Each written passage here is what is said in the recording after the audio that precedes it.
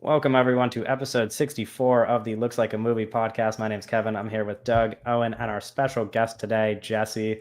They call him the sexiest man on TikTok, so it's only right that he is joining us to talk about Luca Guadagnino's newest film, Challengers.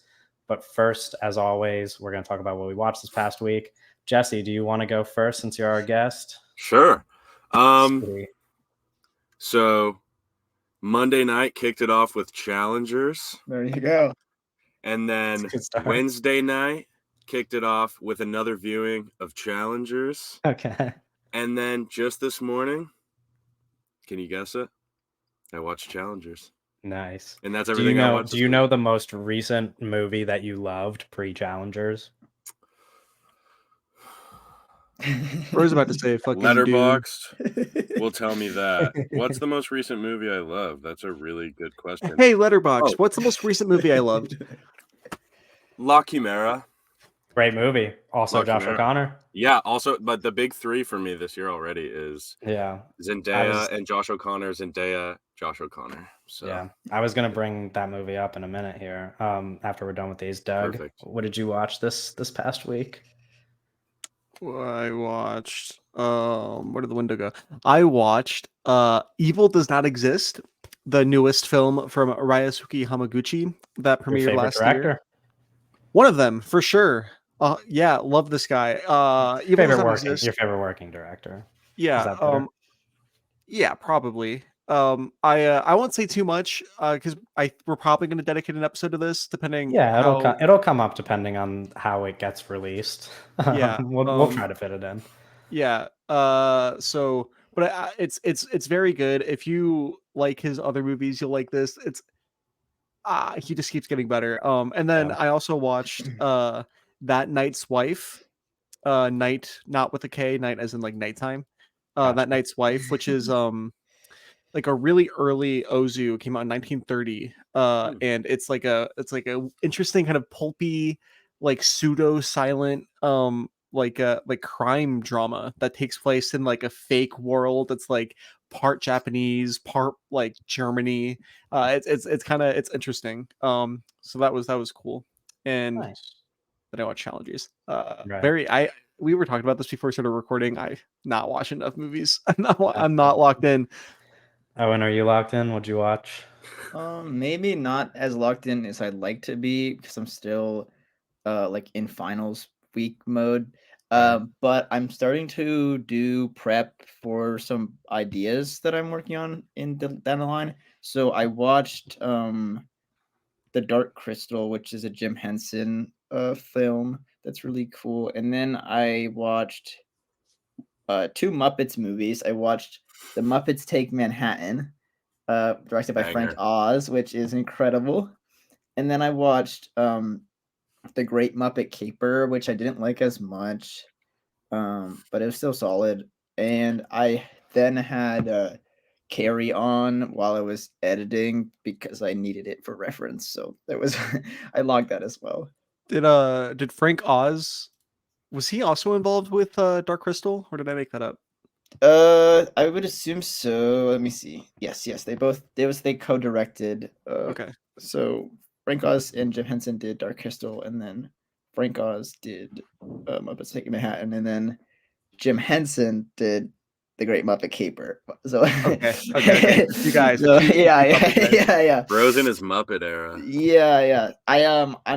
I got like 40 minutes into Meet the Feebles, the Peter Jackson film, which is a lot of fun, but I got my scan for one of my films like in the middle of it, so I like stopped watching it and went to editing. So I'll probably finish that later today. But Meet the Feebles is really great so far, which is early Peter Jackson film. But that's kind of my week so far. Gotcha. Okay, I have about 2 weeks of movies to run through. I'll do it quick. I watched Reds, which is like a long epic in the background of Soviet Russia, big romantic epic, lovely stuff. I rewatched Love at First Sight, which is a Netflix romance that I adore. I watched it with my friend. I cried like 8 times. It was lovely. Kind of embarrassing. I watched Dogs Don't Wear Pants, a movie that has been recommended to me for over a year now, I want to say, by some of our mutual friends, specifically our mutual friend John. And I finally did it. Finally watched it. It was fucking awesome. I watched Snake Eyes because the Trap trailer came out and people were comparing it to Snake Eyes, and I said I would do that because I know it's one of Owen's favorites, and I did it, and I really liked it. It was good. I watched Abigail, not as good, but a new movie that we are not covering on the podcast. I like Ready or Not a good amount.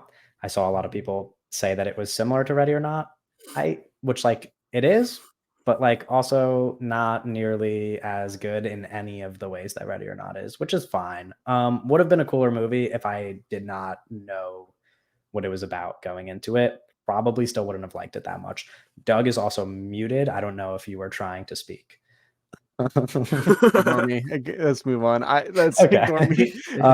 And then I rewatched The Green Ray while I was working on my script, although I didn't really like watch it. I kind of just listened to the sound of French people talking. Yeah. Great movie, one of my favorites. It was lovely. Also, I'm writing a script, by the way, just putting that out there for people to consider. I watched Challengers twice, and I watched after the release of our Peggy Sue Got Married episode. Yeah. Peggy Sue Got Married. I'm gonna throw in your 2 cents there. Which I was not featured on, but I quite liked it. I thought it was very fun.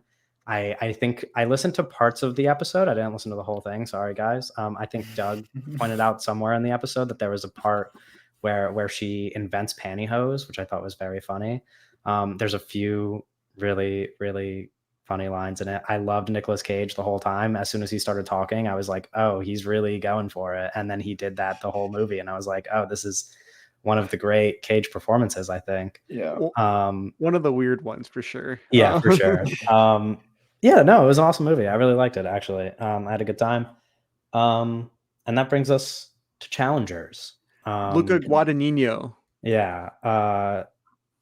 Zendaya. My favorite movie of the year so far. A big movie. We have a lot to talk about. Mike Feist. I think it makes sense to start with Joshua O'Connor. Yeah. Is it Joshua, or do they just call him? Is it just Josh? Do people ever get named just Josh? Anyway, and that one guy. I thought it would be smart to talk about what Doug has already started talking about, which is the trio of performances, because they're really the only 3 performances in the movie, minus like a few really tiny parts. But like, it's really just a movie about those 3 people: Zendaya, Mike Feist, and Josh O'Connor. I do have a question to pose that Doug hates when I do stuff like this, but I think it would be fun to divide the podcast before we start talking about the movie. Good idea. If you, not just based on this movie, but based on what you've seen so far, which maybe is just this movie, if you could only watch the career of one of these 3 people for the rest of their career, who are you picking? I'm okay. Can I go first? Like the rest of their career moving forward, I'm saying. I will say already seen do not count. I am picking Josh O'Connor because I have to, but he's like my least favorite guy in this movie.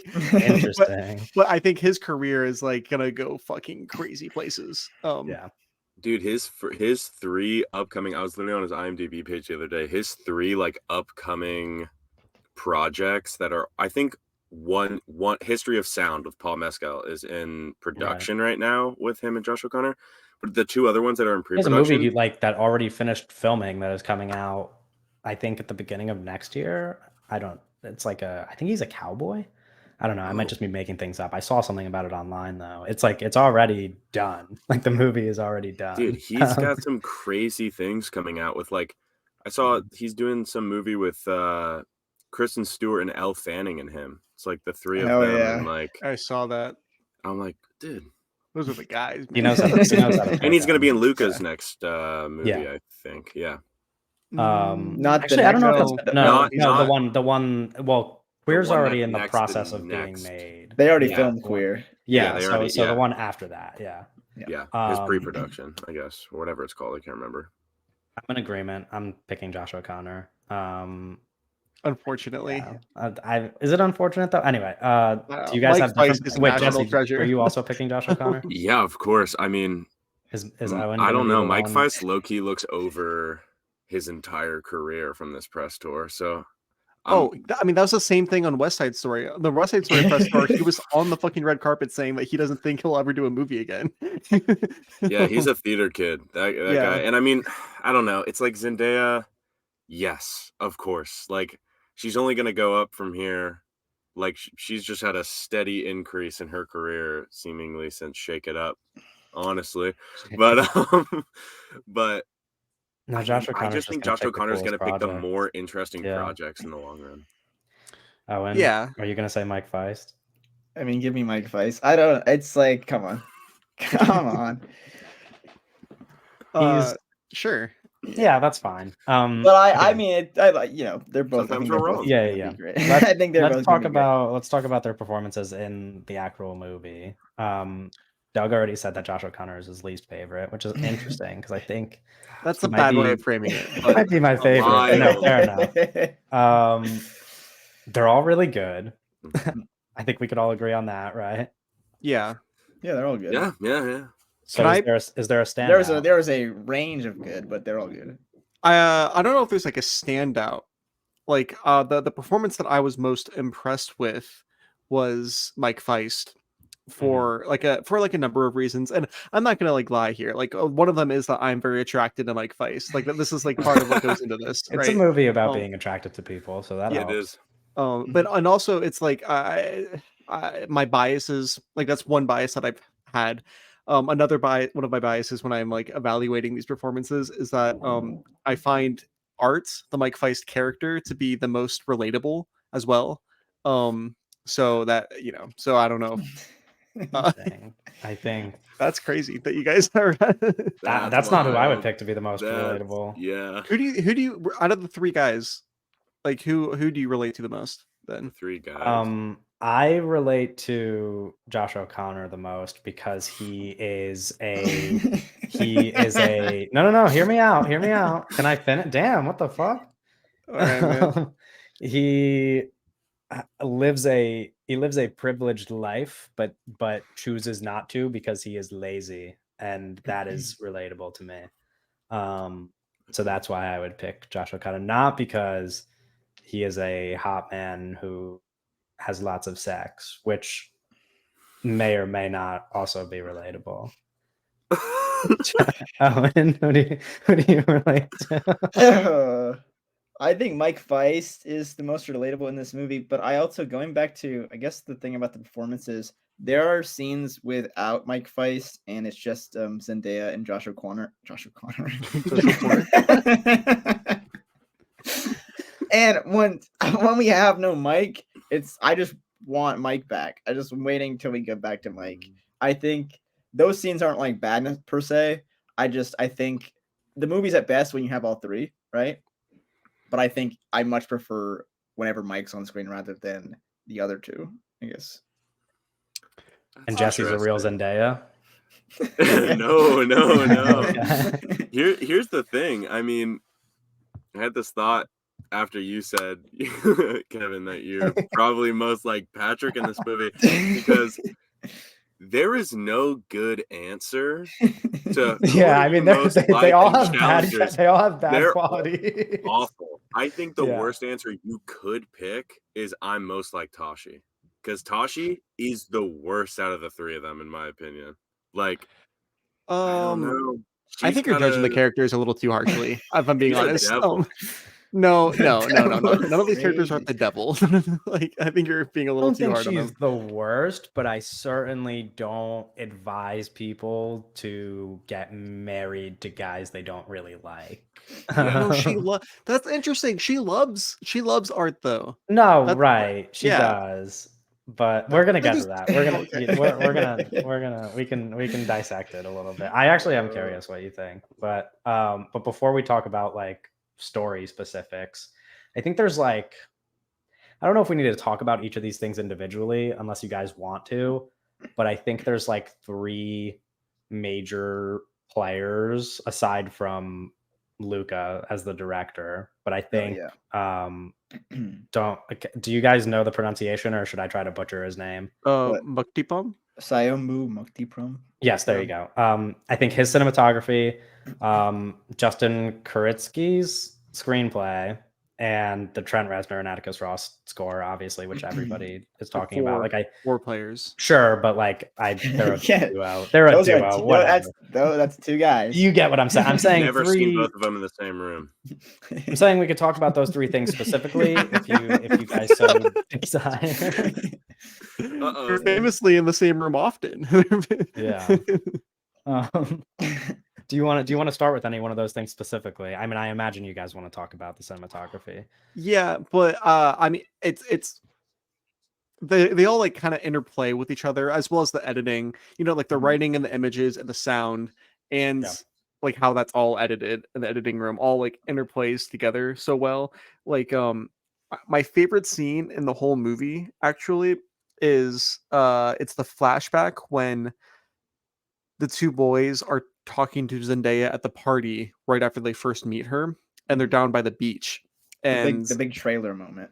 yeah, and the song called names. Loof. The song, it's called Loof. It's a piano song, right? Is playing really fucking loudly. That's another thing. The score is so loud in this movie. Yeah. Awesome. It goes over the dialogue. Yes, that's the thing. Then this piano song is like playing, or is playing really loudly, kind of like, you know, just like doing this like thing, and the chemistry is fucking just like going crazy, and they're just talking, and there's like the ocean is in the background, and they're all beautiful, and this music is so loud, and I'm just like, this is a perfect scene. This is like you cannot craft a more perfect scene than this in a movie. I was so stunned, and that happens like a half hour into the movie. So it all like goes, it all like goes together. Oh yeah, I agree. And I want to talk about this cinematography at the end, but I feel like we should save that for the end. I really liked the script, which the first time I watched it, wasn't the thing that stood out as much. But there's a lot of like really clever stuff in there, and I do think it's interesting because I imagine, obviously, when he was writing a lot of that dialogue, he was not anticipating that music would be drowning it out the way that it does. So I'm curious about what he would have to say about that. But it is interesting perspective from a screenwriter perspective. This is kind of like a perfect it's like a dream job, you know. This is a spec script that got bought by a studio. Like, this is crazy. and he gets to work with Luca and have Zendaya as a star. Like, it really doesn't work out better than this. But I think it's deserving. Like, I think it's a really good script. It is really, it's kind of a funny. insane movie. Like, script. Yeah, the way it's an written. insane movie. It's very silly. I think there's like a handful of moments that are fucking hilarious. I think the writing in the hotel room specifically, dude, so good. Like, I mean, that I'm not kidding, and I don't know if this is just like a complete me thing, or if other people felt the same way, but I want to say other people felt the same way because my theater had a very clear reaction to it. The scene where Art and Patrick are talking about how Patrick taught him how to jerk off is the funniest thing I will watch in a movie all year, and like nothing will even come close. Like, I think it is so good, and the performances play a big role in that. A huge role. I think that's a great scene to point out in terms of body language, which this film is like really big on. But just, you know, Mike Face is like always covering himself in his shirt, and just like the difference in between. And that's why you relate to him. Yeah. But that whole, especially the stuff on where Doug was talking about on the beach, the entire interactions in the way that they are both interacting with Zendaya. And Mike Weiss sometimes will just like start a sentence, and then Josh O'Connor will just take over and just like totally start talking about something else, and then Mike Weiss will get pushed into the background. And the way that they kind of that's like in the script, right? So that's really great there, but it's also the way that Luca directs it and the way that they perform it and to kind of achieve those things is like really perfect, and you kind of really capture the dynamic and their energies in that whole scene, both on the beach and in the hotel. Dude, it's like a perfect combo. I actually think I think the hotel scene specifically has such subtle body language Mhm. that goes along with it that tells you so much. I really noticed it more on like a second watch, Yeah. but there are specifically things Patrick is doing super subtly with his face or just body language and all that stuff that you can really see who he is and Mhm. what he Connor has such desires. a good face. The way he does that, like little fucking smile and Yeah, yeah, smirk, yeah. like 5 times throughout the. I mean, you Dude, couldn't get somebody better to do that shit. dude, Like it's genuinely it great. is Like so good. when Zendaya asks the two of them, you know, what about you guys? Like, Yeah. it's like Patrick immediately knows what she's talking about and immediately feels super strongly about it and is completely like in his head. It's like he just like Yeah, yeah. blacks out. And the fact that he even like knows when she's like, who finished first? And Art's like, well, I don't know. And he's like, I think you did. Like, that So moment fucking meant funny. so much to him. That Yeah. moment with Art meant so much to him. And that man loves Art. I mean, if Yeah. I got anything from that scene, saying it 3 times now, Patrick is gay. Like, I he think loves that him. this performance stuff that we're kind of talking about in this scene is such a testament to, obviously, to like how great these three actors are. But that's more obvious. Like these are Yeah, like yeah. these are three of some of the best actors in the entire world. But I think it's really a testament to how good Luca is at directing actors, you Yeah. know? And I don't want to there are directors, like there are auteurs, right? That are like Mhm. that make like these really kind of like interesting like technically impressive films, right? That are really bad at directing actors. I'm going to say something that's going to make Owen mad.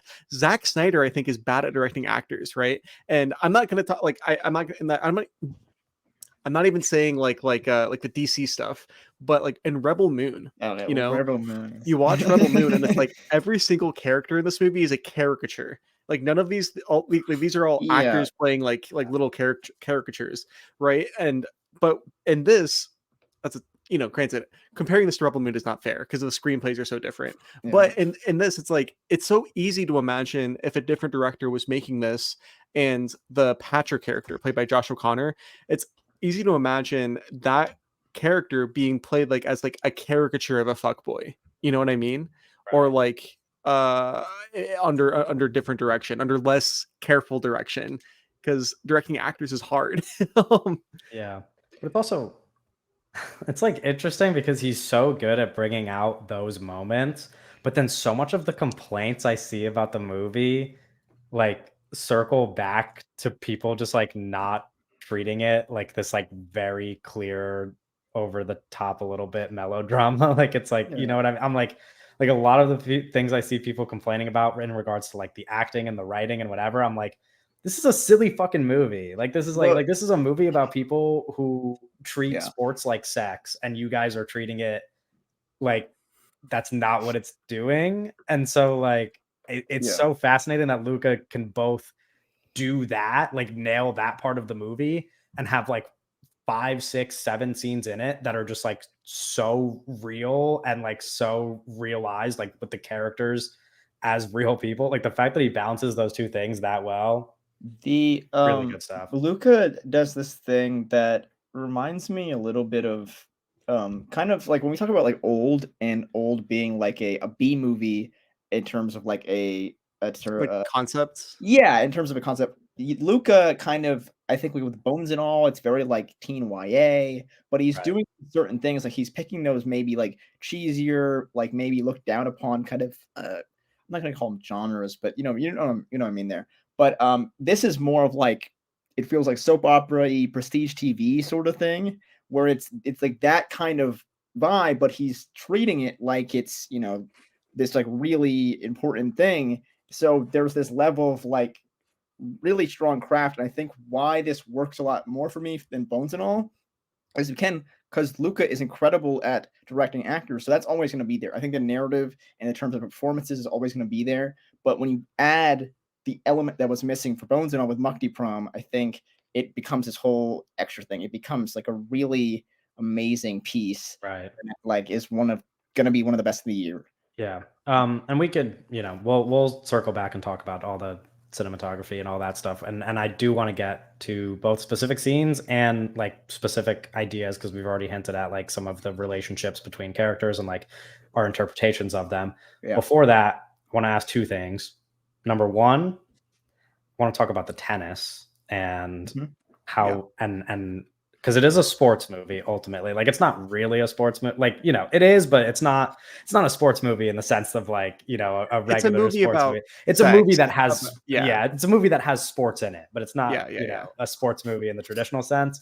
But curious, I guess from our perspective and for the listener perspective, how much we care about the tennis and how exciting we thought it all was, and if we care about tennis outside of the movie at all. Yeah. I love when a movie has like a little competition, a little game that's going on, and it makes it very clear like what the stakes are, and and it communicates how the game is played, and you're in it and you're like, oh, I'm super invested in the game. I don't give a fuck about tennis. Who cares about tennis? You guys care about tennis? I care about tennis. I mean, no. Yeah. Not enough to watch it regularly, but like I'll watch like, some of the major some major tennis, and when I watch it, see, this is my thing. I know some people watch a lot more tennis than me, and those people might end up annoyed by a movie like this the same way that like I get annoyed when I watch like basketball in movies. But as somebody who's like watched enough professional tennis to understand how it works and functions and like what parts of it I find entertaining, and then to see it in this movie, I had like no issues at all. Like, I mean, like obviously there's like a moment or two where you're like, oh, that definitely doesn't look as good as like professional tennis. But like, I think it's represented pretty well for like the casual tennis watcher. I imagine people who are big tennis fans might get annoyed at me for saying that, but like I thought it was very watchable as far as tennis goes. Well, a lot of it too, especially when you get like when we get into the weeds of the big climactic tennis match, Right. is like a lot of it is cinematically invoking the feeling of playing tennis more Right. so than it is the feeling of watching tennis, Exactly. which is a totally different thing than Just like showing the match. Yeah. exactly. Yeah. I thought it was super exciting. I don't know. Oh, and were you a tennis player? So I don't know where the original source, like I haven't listened to the original source, but there's like this kind of thing going around basically where people are talking about how like Luca is not a big tennis fan. And like him going into it was like, he doesn't like watching tennis. So he is coming into it like, how do we make tennis like the most exciting, thrilling thing ever? Because this shit's boring. And I think that's like something you kind of need a little bit of. Because if you are totally fine with just, I mean, it could work, but like, I think there has to be a level of like, how do I make this the most thrilling event ever? And if you think that tennis is like the greatest thing on earth, you might not come at it with like this much like cutthroat, like I need to make this so good. And me personally, I'm not like crazy about tennis, but the movie isn't really about tennis. It's more about this, like it's like they say early on, like Tashi's character, Zendaya's character Tashi says that it's a relationship. Tennis is a relationship, and it's the back and forth between those two that is so fun to watch. And I think it's just really like the energy is captured so great. There's this moment in the end where Art gets really mad and he swears, and there's it's like you lose points or whatever. There's like it's like a thing that happens basically. But earlier on in the film, Josh O'Connor's character swears, just like it's like an offbeat moment where he swears, and you learn the rule that like you can't fucking swear.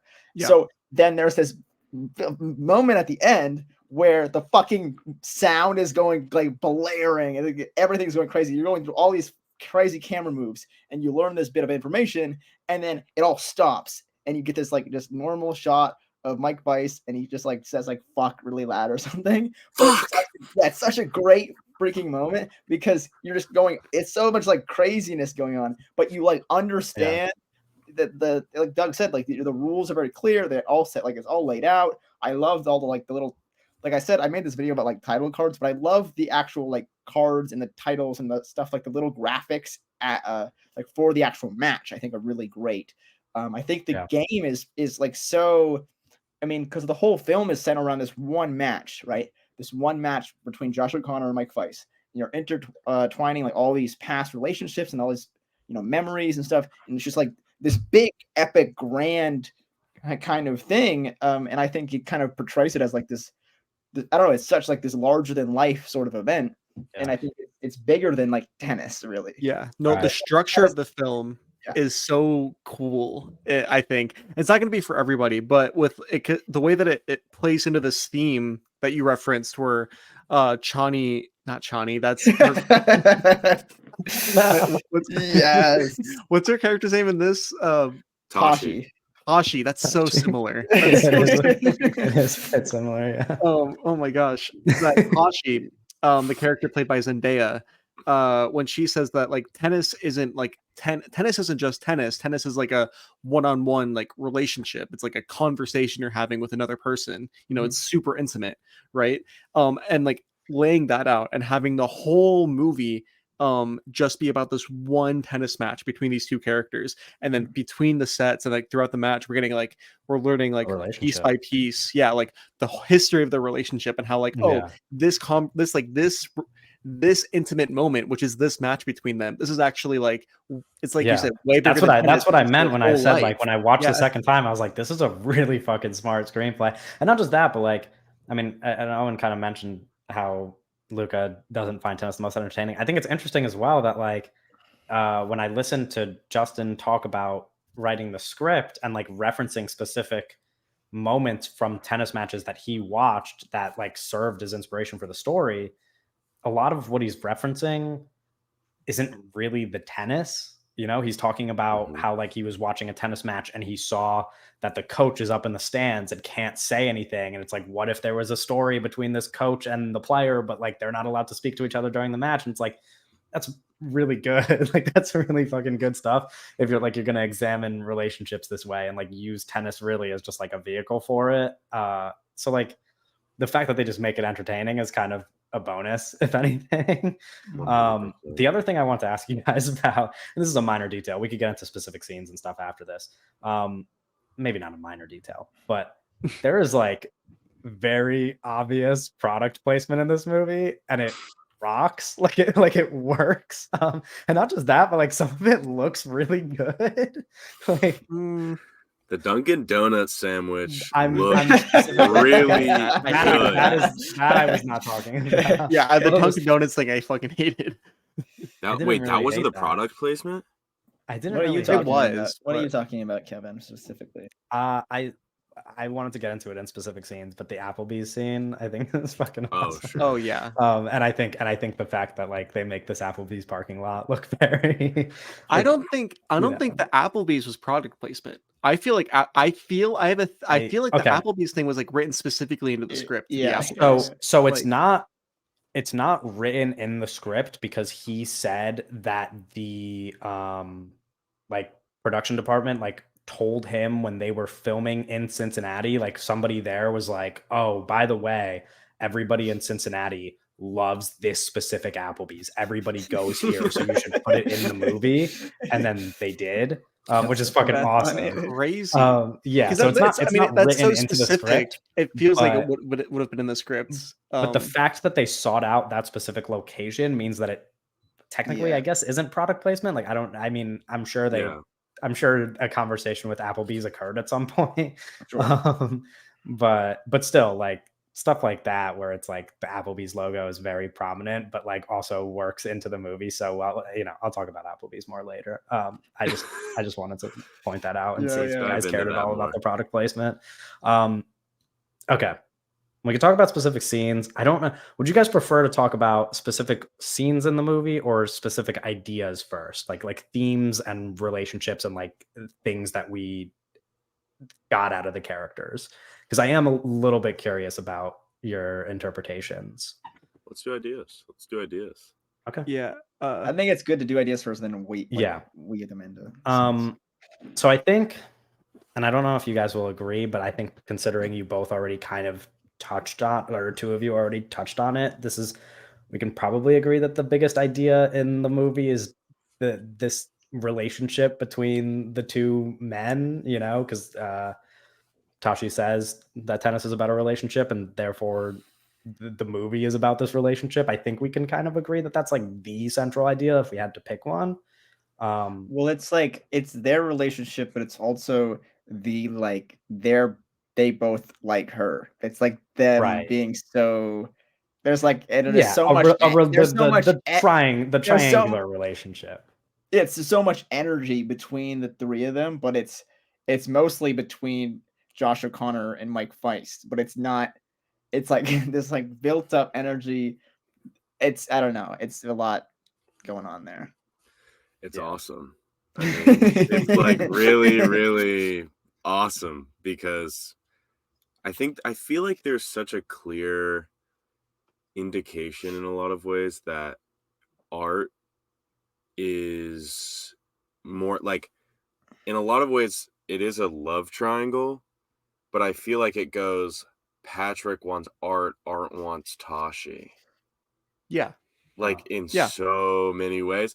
And makes me sad. I don't know. It makes me really sad because I mean, the ending of the film, my whole IMAX theater like stood up and clapped, and everyone was like, hell yeah. Fuck yeah. Like that would like, because it's, you can only hope what happens when that movie's over. We can let the imaginations fly, but I know what I'm hoping happens. I mean, there's so many like scenes specifically between the two of them that like, obviously like the movie's very sexual and you could read into it that way and stuff. But also just like as a movie about friendship and like kind of going back to what we said both about the writing of the characters and really the performances, like there are so many moments in this, especially when I watched it the second time around, where I was like, this is just like one of the best friendship movies. Like there's like at least like 4 or 5 scenes where I was like, this is like what it means to be friends with someone. Really? Well, I no, love really. what just like immediately came to my mind, but there's a scene that I love. I don't really know like where they are on the sort of timeline, but it's Mike Feist and he's warming up, he's practicing, and Josh O'Connor comes in and then he just chases him around the fucking court, and it's like it's great. It's like the so sweetest good. little thing ever. I love that bit. I love that. I love like the little things that are like, obviously can be read into another way, but also kind of like serve as friendship in a way. Like that churro eating scene when he like pulls the chair closer. I'm like, okay, obviously him pulling the chair closer can be interpreted in several ways. But like, Doug, are you okay? Yeah, I'm fine. I'm being so normal about thinking about that. Like I don't know. Like I would do that, Like I would do like I want to be close to my friends too. I think it's so explicit in the it's so explicit in the text that their relationship is sexual, but not in the sense that it's like not in the sense that it's like they're having sex, like literal sex, but it's like it's sexual and like this like there's so much desire and there's so much like sexual like tension and frustration, right? And obviously, it's like it's very clear too that Luca is exploring this idea of playing tennis as how like having sex. Yeah, I have that written in my notes as like I was trying to describe that idea of like sex and sports and like sports as sex and like sex as sports. Like, and now it's just the same thing. It's a very interesting idea. Because like the movie treats like bodies as objects, obviously, like it's like really like objectifying their body, not in like a negative way, but like bringing attention to all of like the intimacy of sports and like how we put our bodies on display and like how we use our bodies and like just all of it, which I don't know that a sports movie has ever really done before. I mean, I imagine I can't think of one. I'm sure, but like, it's like Mike Feist takes his shirt off on and off and on and off, and you know. and Doug is being so normal, and there's it's an attention on that, and it's like that's like you're showing that for a reason, and there's like these close-ups on like their legs and the sweat and like the so much leg in this movie. I know there's so much leg in this movie. Well, think about Tashi when you're bringing up this idea of like these are athletes are objects, like athletes' Yeah. bodies are objects that need to be used, right? And how Mhm. Tashi thinks about that with herself, and how like she views herself as like less now because Her her object that injury, like she needed to use, her body, is broken. broken, and now the Yeah. one thing that she was ever good for is broken now, right? That, I don't know, that's interesting, but Yeah. No, it Another is. leg situation. And I think just like the Yeah, idea, another not even just like relationships, but also like this is probably like a lesser thing to read into, I guess. But just as far as like how it represents like sports in general and like kind of like competition and like what it really means to be a competitive person and devote yourself to that kind of thing. I don't know that I've seen another sports movie really kind of nail some of the nuances of it like this, as far as like, a big and people won't admit this, but it's the truth if you've played sports in your life, like whether it's professionally or like as a kid or amateur or whatever, like when you're playing sports, like 90% of the time, you're playing sports to impress somebody. And it's not like just sexual in nature. Like it's not like just like, oh, I'm Jordan Poole, impressing. Yeah, like, it's not like I'm just impressing this like hot girl who's watching yeah, me play. It's like it feels good to be good at this thing that you're competitive about and have other people recognize that you're good at it. Mhm. Yeah. And like Zendaya repeatedly says in the movie, like, I just want to watch good tennis. And like when you play good tennis and people are like, that's good tennis, like that's the best fucking, that's like when you connect like the sports and sex thing, like to me, and this is gonna sound crazy, to me, that is my orgasm. Like when I'm playing basketball, Right. I'm just bro, no, like, such confidence with that heater, like that is my orgasm. Like you stood on like business with that one. no, because it's because listen, dude, I'm so serious, and I know I sound like a crazy person, but like nothing in the world feels as good as when I am on a basketball court and I do something and everybody is like really fucking impressed by that thing. Yeah. Like when I do something crazy on a basketball court and people are like, "Oh, that like how did you do that?" I'm like, "This is better than having sex." Like I mean, this is sex. And that's the thing, like I'm, like there's levels to this shit, and she is like the highest form of competitor, much more than I am. Like this is her life, and obviously Mhm. like then it becomes her position as like a coach because she can't play anymore. But like that's what I think that is like really what fuels the relationship. And that's like why I wanted to talk about what Doug hinted at before with like her loving him but like not like, like so much of that relationship is dependent on tennis. I mean, even like the quote unquote sex scene that doesn't happen in the movie between her and Josh O'Connor is her having a conversation about tennis when they're about to have sex. And it's like that's what it means to be fucking competitive. Like that's what it means to like really be locked in and like a fucking crazy person about this thing that you love, because like it is her, like her relationships are dictated by sport. Like that's me, dude. I was watching this and I was like, that's me. Like when I play basketball and someone is like talking shit to me, like that is my relationship with that person in that moment. Yeah. Like it's like nothing I know about that person matters because like that is it. And like for her, like this is her whole life. Like I thought that stuff was so interesting. I'm like, I've never seen a sports movie approach it from that angle and like actually put on display what it means to like be competitive about something that way. My favorite line in the movie, I think, the one that kind of stuck out the most to me is when Josh O'Connor and Zendaya are having sex in her Stanford dorm, or like Mm. about to. They don't actually have sex because Right. they get into an argument. Yeah. And Josh O'Connor, uh, his character Patrick, tells her like, "I'm not, um, I'm not your groupie. I'm not your student. I'm your peer." Right. Right. And that's kind of like one of the many Or thesis statements throughout the whole thing, right? Where Yeah. it's like, do we think that Tashi wants a peer like as her partner? That's because I think that I think that there's more than one correct answer here. I think that like I think she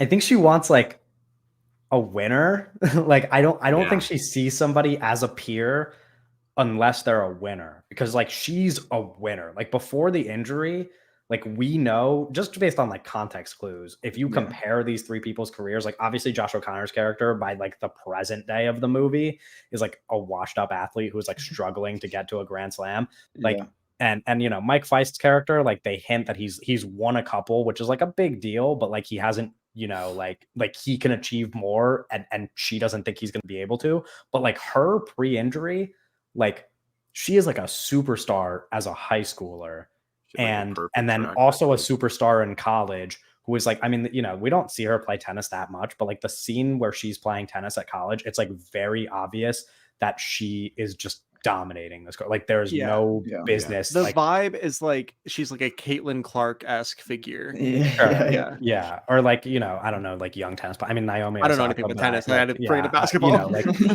that's fair. But you get what I'm saying. Like she is like a superstar to like the highest degree. So I think like for her, if somebody were going to be her peer, they have to be like a winner. You know, there's a scene in the sauna where Mike Feist kind of says that, where he's like, I win. Like I go places and I win. Like I'm just passing by because that's what I do. I win a lot. Yeah.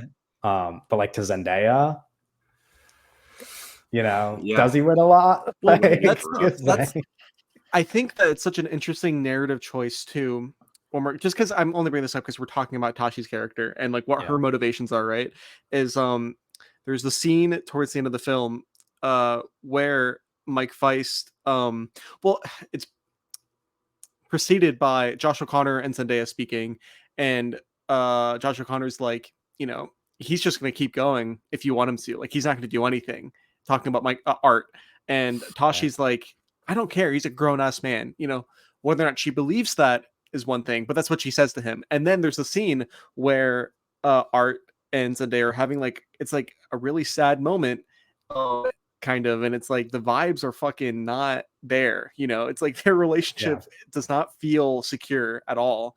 And Art is trying to like crack Tashi's fucking ironclad armor to get some humanity out of her, and she is zipped up. Like she's not letting any human out. And Art just tells it to her straight. Art's like, I don't want to play tennis anymore. I'm going to try to win the US Open this year, but like whether or not I win after the US Open, I'm going to retire.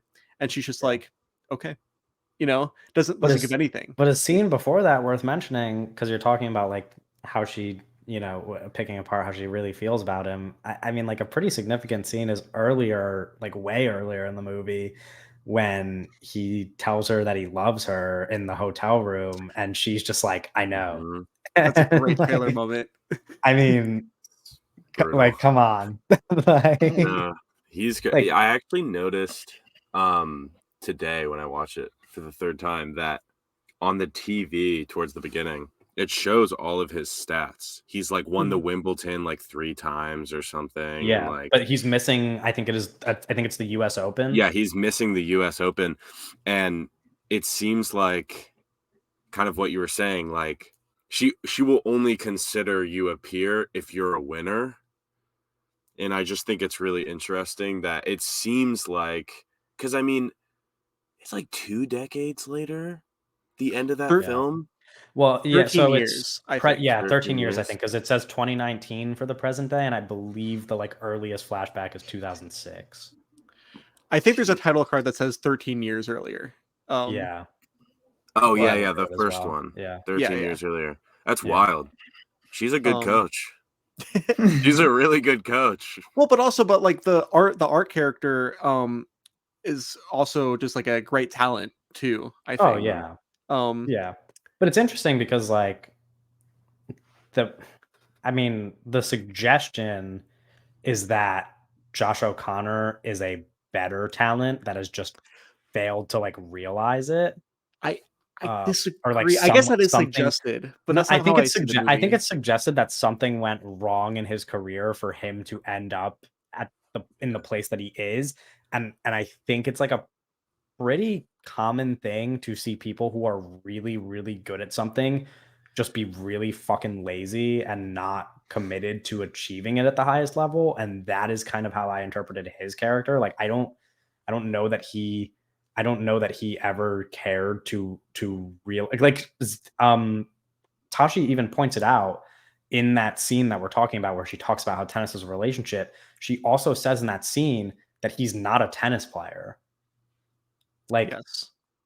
like in the same way that she is.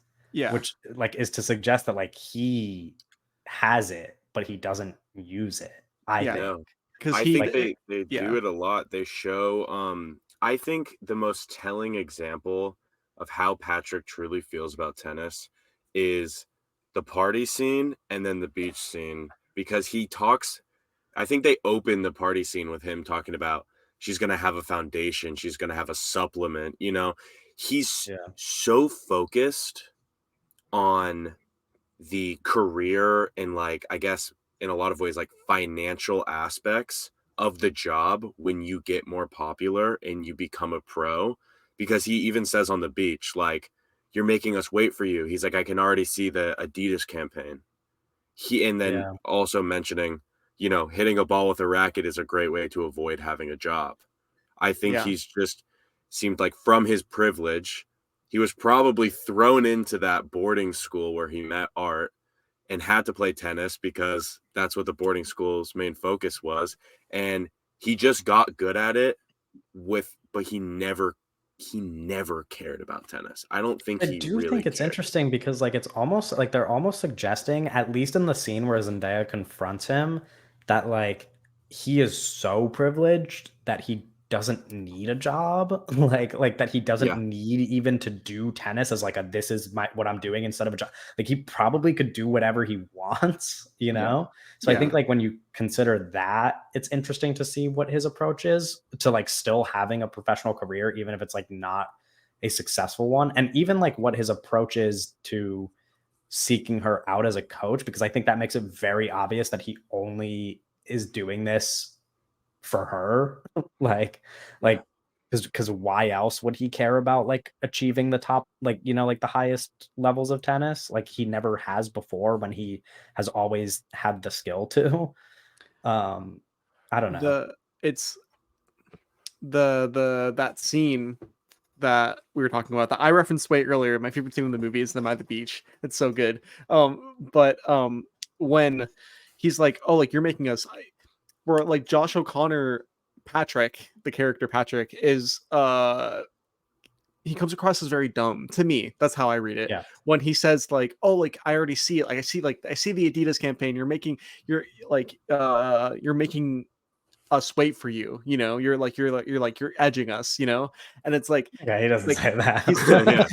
that's a You're- suggestion, right? Yeah, Sure, yeah, sure. Yeah. But it's like that's such a like he is so like dumb brained about it, and Zendaya's character immediately kind of like throws that in his face and like, you're a fucking idiot. Like Stanford is like, you know, like a top whatever school in the fucking world. Like I'm going to a nice school to learn things at this nice school and get a fucking degree, moron. Like Yeah. it's like, No, I mean he's well, definitely an idiot. I Yeah. find that Well, bit interesting later because I think she is right, but I also do think that she is also kind of saying that because I think that's probably a little bit of what she's just been told. Because later on, she's like, I still only fucking know tennis. Like, there's some level, like, that might have to do with her injury or what. Like, she maybe lost motivation in school, but there is like a level of like, I got older and the stuff I didn't really focus as much in school as maybe I should have, because she really, at the end of it, she's like, I still only know tennis. That's still well, all I she's only know. obsessed with it. Yeah, You know, yeah. Yeah. So even though I do agree, I do think Josh O'Connor comes off dumb there, but I do think there's some level of like, she is saying that because like that's like kind of the mindset and like what she kind of thinks she should be doing, but like there's still a level of, like, she only cares about tennis, even though she's like, oh, it's Stanford, it's Yeah. great school, like that's what I should be doing. There's still that level of like, tennis is the only thing that matters. I'm curious what you guys think about, because you mentioned that Patrick is dumb, which I agree. Yeah. I think in a lot of ways the opposite is true about Art, who is not just like smart, but I think when we were talking about how all of these characters have things that are kind of bad about them, and we reference that Tashi might not love him. We reference that Patrick is obviously like pretty clearly a piece of shit in a number of scenes. I think Art is kind of like very smart and manipulative about how he approaches this relationship. Like I think there's like a very obvious like real life through line to people who like to sit around and wait for bad things to happen so that they can take advantage of them. Art And is a real ass yearner. Okay, Kevin. yeah, sure. But no, but like you can't tell me if you disagree, it's fine. But I think it's pretty obvious. Like, I mean, obviously, they both want to end up with Tashi, like from when they're very young, and Art, after he loses the match, and Patrick and her are in a relationship, it is very obvious from that point on that he is going to wait until like the moment that he can to win her over. And like we see it when he like completely shifts in character when he yells at Patrick after she gets injured. Oh And then my we see it God. again. We see it again in the sauna, which I'm referencing, when they're much older, because he's kind of being like Patrick in that scene. Like Patrick isn't expecting him to not be like this nice guy who just like moves, like steps to the side from him. And he's like, no, dude, like you're a fucking loser and I'm a winner. And like he's like a completely different person They because almost swap he like sides. sought this thing out. Like at least I think, like, I mean, listen, you could disagree. I don't know, but I feel No, like he yeah. was like making these choices like pretty clearly to end up Right. with her. It's all about it's interesting because it's all about Tashi while also like not really being about Tashi when it comes to these guys. Because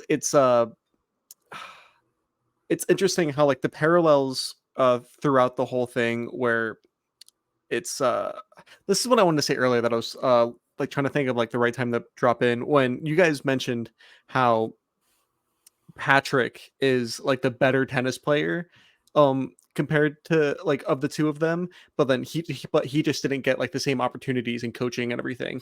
I think that the suggestion of the film, or maybe not suggestion of the film, but like the way that I interpreted it or read the film was that Art was the better tennis player, but he just can't beat Patrick because about how tennis is this relationship game and it's this conversation. And in Right. real life, Art cannot beat Patrick at these things. You know, it's like because Chani's not Chani, Tashi. Like it's like Damn. like this tennis game is about Tashi. Whoever wins this wins this win that they both Right. like. And it's like and that match, right? It's like Patrick's gonna win every time. You know, Yeah. and in real life, and because of that, it's like that in real life. It's like that in the tennis game. I think that is like a pretty good interpretation of it, but I think there's also like some pretty obvious context that suggests that this guy has just been naturally more gifted. I mean, like there's like from when they're very young, before Tashi is even involved, he asks him to let him win the match because like Yeah. he is this kind of like top prospect who is like going professional right away, and Yeah. Art doesn't have that option. So Right. like it's pretty obvious from like the beginning that he is like some crazy naturally gifted tennis player. That's what I meant, because it's like it's this naturally gifted guy who like doesn't care as much, but he does care in the one moment, like in the match at the center of the movie, which is when he has to beat Art. Like it's like that's when he cares, It's really because it's funny that watching them. relationship, like because there's more on the line than just tennis for him, as opposed to any other match where like tennis just doesn't mean enough for him. I Can feel like I? Oh no, I'm sorry. no, No, no, go. you're gonna say Jesse. I was gonna change this topic. No, honestly, I have such strong feelings about Art, and I think he's a very interesting character. Like at the beginning of the episode, it's like Art seems like the most relatable guy, and in a lot of ways, he is. In a Yeah. lot of ways, he is, because I don't think any of us in here right now are fucking like Patrick. Okay? He's an asshole. Like, he is the worst guy. Okay? Oh. But Didn't want to be included with the normies. But the thing I find so interesting about Art, and kind of what Kevin was talking about, is like he's just the guy, he's waiting for the chance, for something wrong to happen. He's a little bit of a diabolical genius here. Because look, and it's all going back to the body language in the hotel scene, and even before that, on the beach is a great example. Art doesn't talk that much on the beach. It's all confident, dick swinging Patrick taking the lead with his cigarette and everything like that. And in the hotel room, it's the same thing where like Patrick is really taking a lead in the conversation. And even when she's like, get up here, Art's being this respectful guy that he is. And he's like, which one of us? Patrick doesn't give a shit. Yeah, He's up there. And even when she leans in for the kiss for the first time, Patrick goes in and she's like, no. Like, and Art just stays there until she fully extends into his face. Like, he's a real ass. He is a patient young man who believes that this woman deserves her respect, and I understand why he ends up He is marrying so her. cute. I want to talk about Applebee's so he bad. is cute. He's so But adorable. like many, I guess you could relate this a lot to the real world, right? Like, it's always the cocky kind of asshole guy, the bad boy, I guess you could say, that always ends up getting the girl, right? And in this case, it's not necessarily that his attitude got him the girl, it's his skills. You know what I mean? It was the tennis skills that got him the date and all this stuff. But I don't know. I think Art is very relatable in the way of like, he's a really respectful guy, and he's very smart, and he's very interesting. but yeah, the most relatable thing, at least I'm pulling from my past yeah. Right. We're getting Jesse. I definitely feel like, well, first of all, I would never be such that level of little bitchness that he goes to when he yells at Patrick. Get the fuck out of here, man. Oh my God, dude. I get it. I'm not gonna lie. I get it. I wanted to launch at the screen. Fucking he's real. him. It's like, for the baddie, bro. Oh, it's like I know, and it's like so. And I think he's so relatable too, because he's so cringy at times too. And it's like, yeah, man, we're all just kind of cringy sometimes when we want to get what we want. When he hits the "I really want to kiss you right now" line, my entire theater was like, "Oh my God!" Like that. I loved it. I think that's the best part. That's the best part of the movie. It is probably one of the hardest things to watch him say. No, I think it's so good. I think it's so good. Oh my God! And he gets it, bro. That of course moment, he does. That moment captures the magic of the bees. Okay. That's the kind of stuff that only happens in an Applebee's party. He's a cuck. No. Okay. Also, now I'm not going to get into it. How do we feel about techno music? Okay, that's not where I was about to lead the conversation. Oh, sorry. No, it's okay. We're going to talk about Applebee's still? No. Okay. I don't really have a relationship to techno music. Ooh, you're good at that, Doug. I think it rips, and it's kind of like a non-traditional way of scoring anything. I think film is very like, strings and like folky in not even the terms of like scores, but the terms of like the music they pick. And like, when you think of like cinematic songs and like soundtracks, it's mostly like, and just because like, older directors in the way, but it's like, it's very like more strings and folky. So I think it's very fascinating to not only use the techno here, but use it in something that's not really technological. Like it's very simple. It's like a ball and a racket. It's not like we're in like, it's like not like this is futuristic movie or anything like that.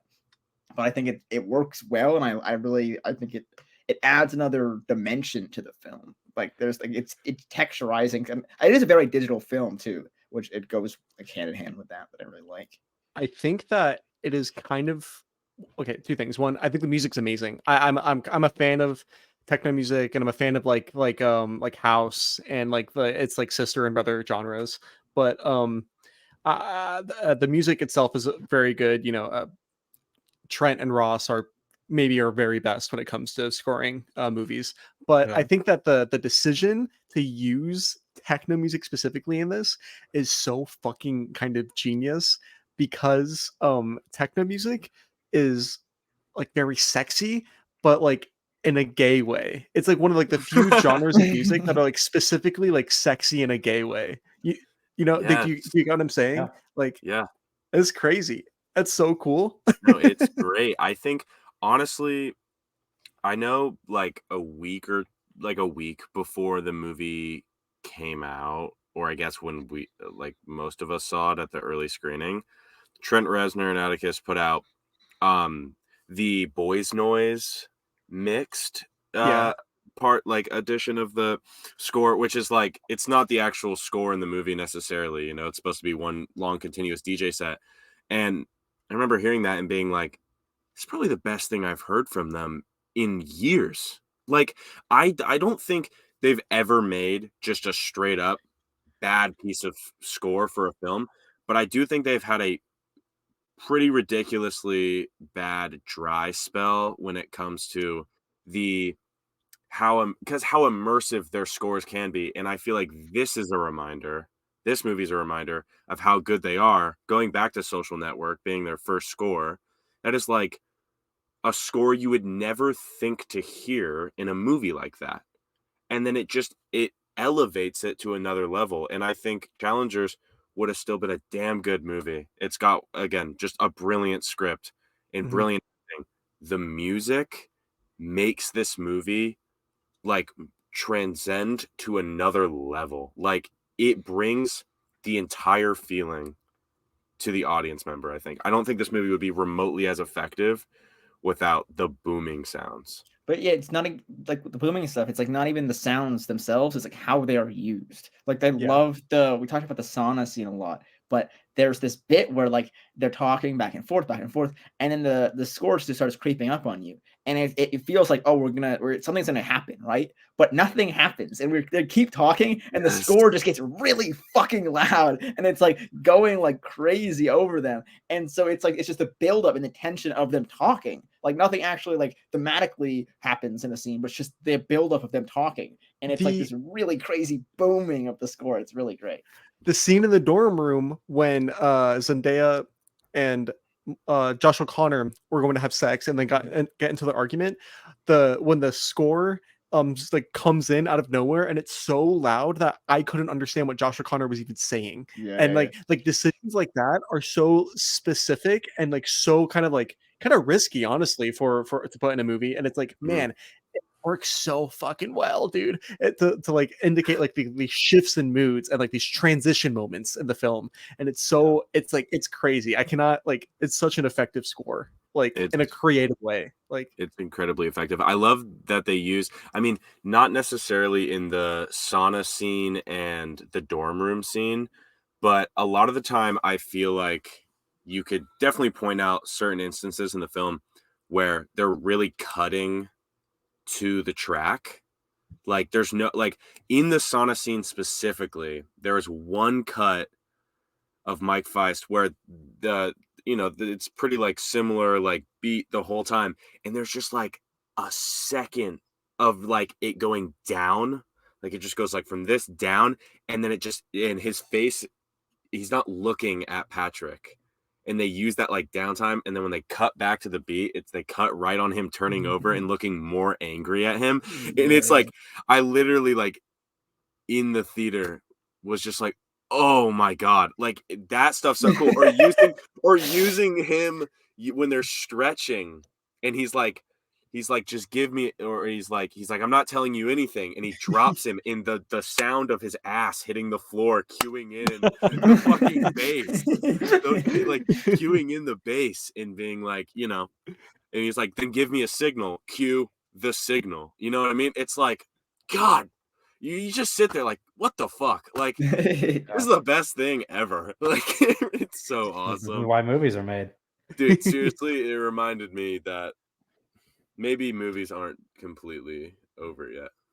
No, So, not yeah, yet. We need this yeah. movie to make money though.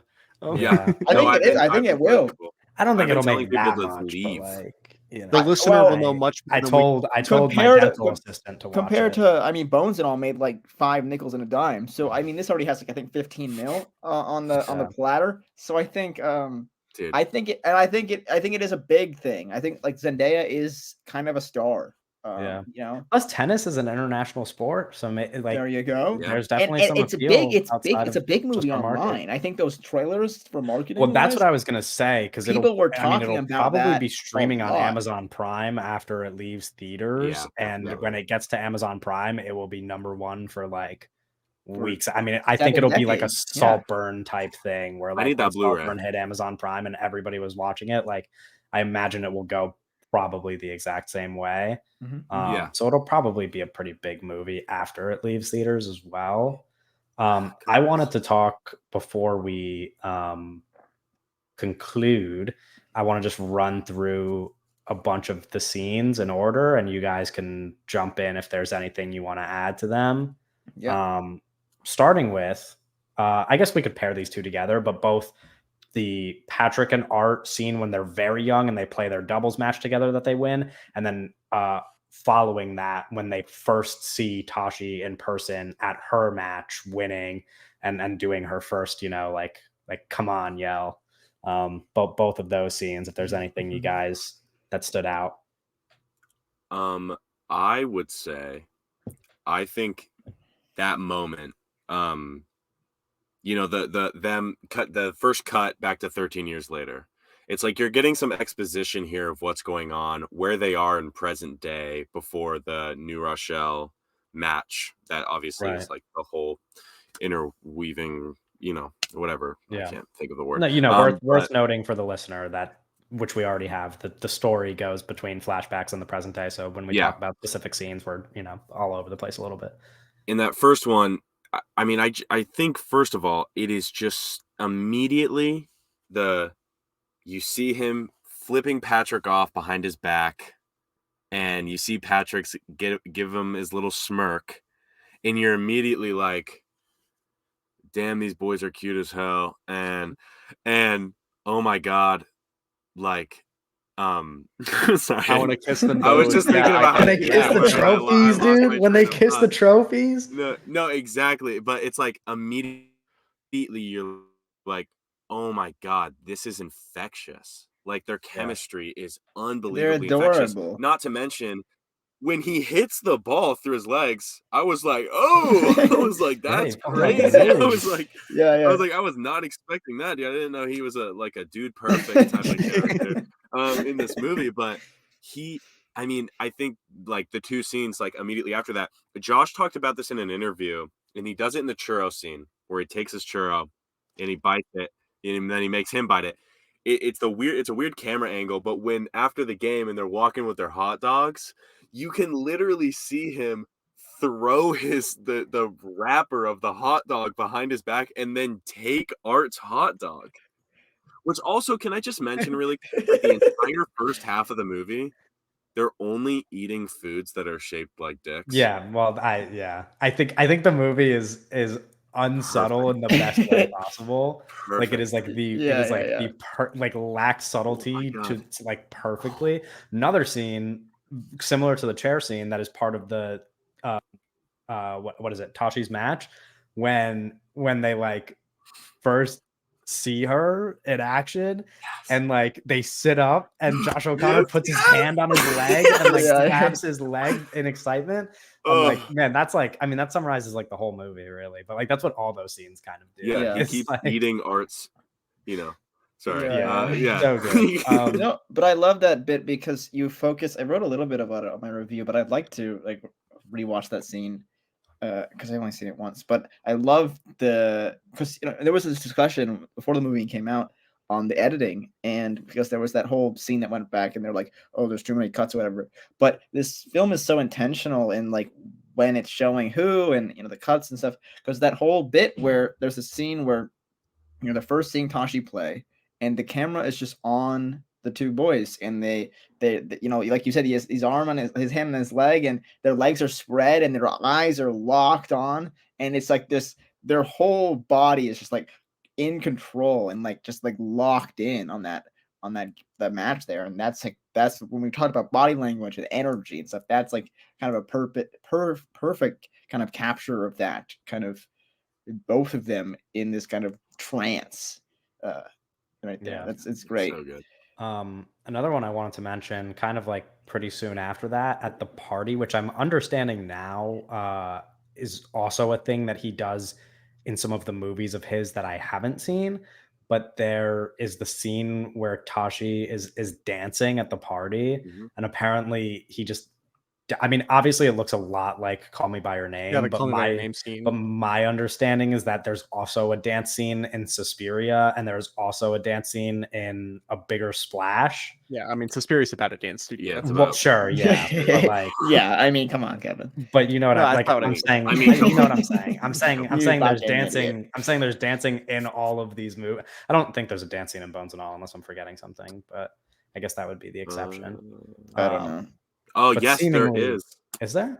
Yeah, or sort of. It's not really a dance scene, but when she goes over to Lee's house for the first time, he turns on that Kiss song or something, and he's Oh. going like, "Damn." That's the closest thing. Yeah, like Luca, but Luca loves dancing apparently. I mean, Like, because yeah, it's this is- bodies. it's body Yeah. and it's sexual and it's movement and like it's entirely everything what he's about. yeah. I Ugh. thought that scene was. I But thought that it's scene like was yeah, really like good. sports are like dance, like that is the movement Yeah. in the body. So it makes sense that he's attracted to this project, even though he doesn't like tennis, right? Because it's not about tennis; it's about what he's likes, like dance, like it's body, sexual, movement, Yeah. stuff like that. But But it's just another dance. scene- It's like dance with two people, really. Yeah. And that's more sexual. A tango. The next scene that I mean, I guess we've probably talked about this one enough at this point, but the hotel room scene, which like the only thing I didn't mention was how funny it is when it reveals that Zendaya's like ear is up to the door, and like she's just Yeah. like listening to them panic the whole time. Also, I mean, I literally from like that whole scene is funny from start to finish. I kind of need like the gif of just the two guys kissing. Yeah. Oh, and that's the other thing we didn't Oh. even talk about. Yeah, I mean that's Yeah. it's like a No, pretty can significant we part of the movie. Actually talk about that for a second. First of Yeah. all, the push going past their faces or like over their heads as Zendaya's like leaning down and just watching the beauty that she has created in front of her. I mean, is first of all perfect. The music cue in that song, which is it's Uncle Ace by Blood Orange. That song, did I cut out for a second? Sorry. okay. Uncle Ace by Blood Orange, that whole extended last bit of that song with the horns and the synth is it is like a perfect needle drop in that. Like that scene again wouldn't be as effective without that music behind it. I think it is such a sexy song, and that works so well. I mean, just watching those two guys go at it with each other Yeah. is first of all just, I don't know, the greatest. Yeah, Doug, thing can you be ever. normal while telling us about Yeah, discussing? please. I think that Luca Guadagnino is a very important filmmaker. I think that he's doing a lot for everybody in the world. Giving us lots of Ooh. gifts. Ooh, anyone else Yeah. bad? No, I mean that's cool. That's a really great scene. Yeah. Obviously, it'll- that's it'll kind of be like the good. whole movie was like fucking sold off of that But I one like- clip in the trailer. I like how Um, long it goes on. You know, It does go on for a while. Yeah. I mean, honestly, let's be honest, the best part of that whole scene went a little too short, in my opinion. But it's okay. Yeah. Well, No, well, but- that's an interesting part of the movie though, because it's like so many people are talking about how horny the movie is and how sexy this movie is, right? But like, there's like no sex in it, like explicitly, Well- right? It's well, like Mike- it's all desire. Mike It's just Face, all- Mike Face never even gets close to fucking. Yeah. no. That- I mean, there's, like- the only evidence we have that he even There's a did kid, is there's a a kid. child. Yeah.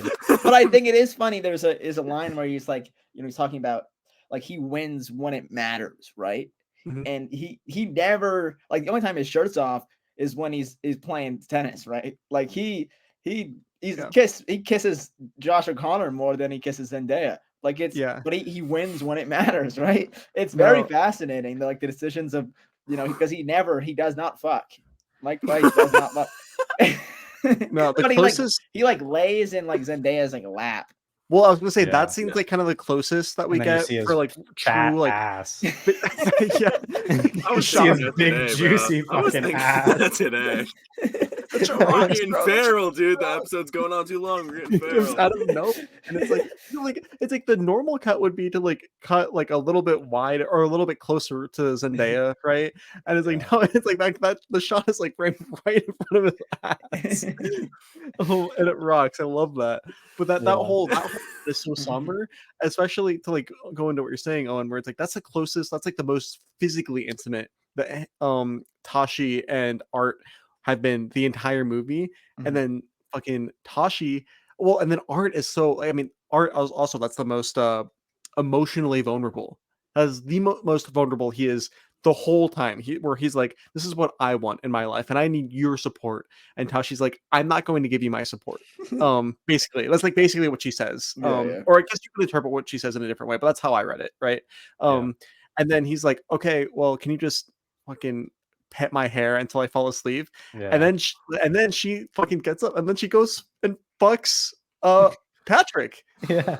Then she Oh leaves my to go have God. sex with Patrick. It's fucking crazy. And then she goes back and he's laying with their Their daughter. daughter, and it's Yeah. just a clear And- reminder of you suck. Well, no, and but that's what I was kind of referencing way earlier at the beginning of this conversation when I said that I think that Tashi loves Art because I think that she is like selfish and she has this fucking desire for power and status, right? And achieving her dreams vicariously through Art. But I think that she goes, and I think that it is honest when she goes and meets with Patrick and she's like, I need you to like throw this game and lose so Art wins. Yeah. I think she did that because she loves him and because Yeah. she's like, this is like, I need this to happen because this is what is best for him and what is best for my family from her perspective, which might not be the correct perspective, right? But that's how she feels. And then she has sex with him because she wants to, because it's this Yeah. desire and crazy, Yeah. it's fucked up. But then she comes home and she's her family, her husband and her Yeah. daughter sleeping together, and it's like that's love, and she sees that and she bears witness to like the love in her family, and then the expression on her face goes like, oh, I'm fucked up, that's how I read the expression on her face where she's Oh like, yeah, I'm that's fucked up. that's No, that's Yeah. a good point. I mean, Um, Patrick is definitely the desire, and like I Right. think Art is the love. Like 100%. Like I don't think she could ever have fully loved Patrick like she did Art, and because Patrick's just hot, but Art's you can love Art. Yeah. You could smooch him outside of an Applebee's, but Yeah, Patrick's I just agree. gonna try to bend you over in the car outside of the Applebee's. He's not a lover boy. Yeah. we need to talk Um, about this movie shot. Yeah, At some well, point. we're gonna get to the ending, which is like I think that's like where we want to talk about the most of it. Just to like gloss over something. I mean, we already kind of talked about like the scene where they reveal the sign, which is obviously important later at the end, and how he has like a tell when he serves. Yeah.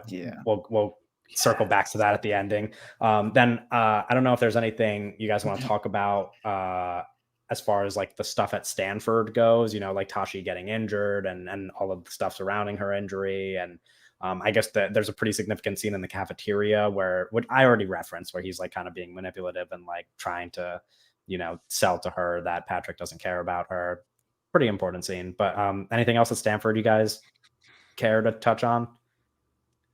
I almost wish we stood there for a little longer. I kind of liked that area. I like that like kind of time in their life. And I think it's Yeah. very important for their relationship because it's this time where because they Art and Patrick are together for a long time and they meet Tashi and they meet them all together. They're all together. And then Art and Tashi go off to college, the same college, and Patrick's not there. And there's this weird dynamic where Patrick and Tashi are dating, but Patrick's not there. and Art and Tashi are there together. So I think I like the moments with them, and I think you have this great red from Stanford that's really beautiful, and there's it's we I wish I would like more from that dynamic, but I don't think there's. I think the parts that we get are really great because it's just a very fascinating time in all their lives, especially Yeah. like just dynamic included. Yeah. Okay. Other scenes than that, I already mentioned Applebee's is the fucking coolest. That's my favorite part. Love Applebee's. Shout out Shout out. Applebee's representation. And then there's there's like other little. I mean, I think it's very funny that Patrick swipes on Tinder to find a place to sleep. I thought that was It's just it's like On his fucking crack ass busted. phone. Yeah. yeah. And we talked about the sauna a lot. We talked about like them meeting behind Art's back. The other like significant scene before we get to the ending that we haven't really talked about is the flashback to Atlanta when they